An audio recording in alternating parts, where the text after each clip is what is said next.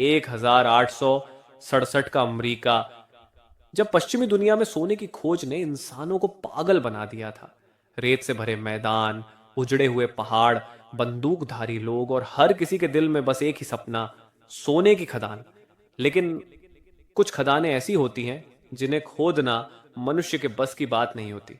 ये कहानी उसी एक खदान की है, ब्लैक वाटर वैली की, जो आज भी वीरान है, मगर वहां की चीखें जिंदा हैं।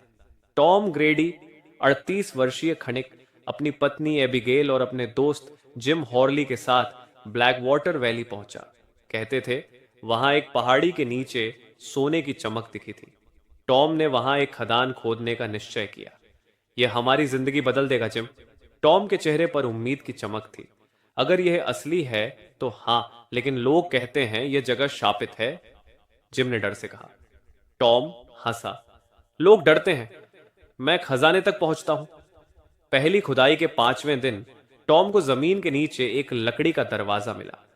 दरवाजा लोहे की कीलों से बंद था और उस पर कुछ अजीब नक्काशियां थीं, इंसानी आकृतियां जो जलती प्रतीत हो रही थी। गांव के बूढ़े ओल्ड मैन रूबेन ने जब यह सुना तो उसके होश उड़ गए। तुमने क्या किया? वो दरवाजा मत खोलो, वहां एक आत्मा बंद है जो आजाद नहीं होनी चाहिए। टॉम और जिम ने उसे पागल समझकर हंसी में उड़ा दिया। अगली सुबह दरवाजा तोड़ दिया गया। दरवाजा खुलते ही खदान की दीवारें अजीब तरीके से कांपने लगीं।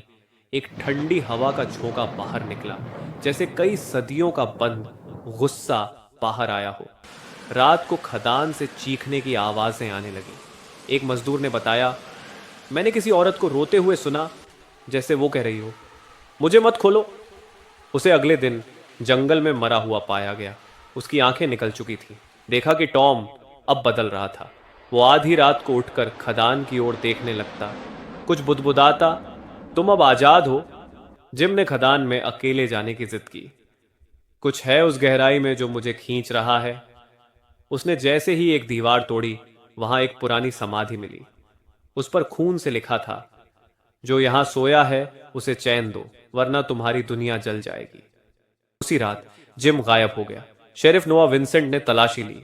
खदान की दीवारों पर खून के निशान थे और एक जगह लिखा था, अब एक बचा है, टॉम।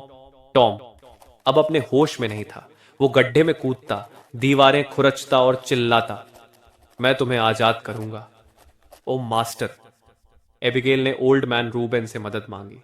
रूबेन ने बताया, 1867 से 100 साल पहले एक पुजारी अजरा ने यहां काले जादू से लोगों को जिंदा जला दिया। वालों ने उसे पकड़कर इस खदान में जिंदा आत्मा अब टॉम को नियंत्रित कर रही है।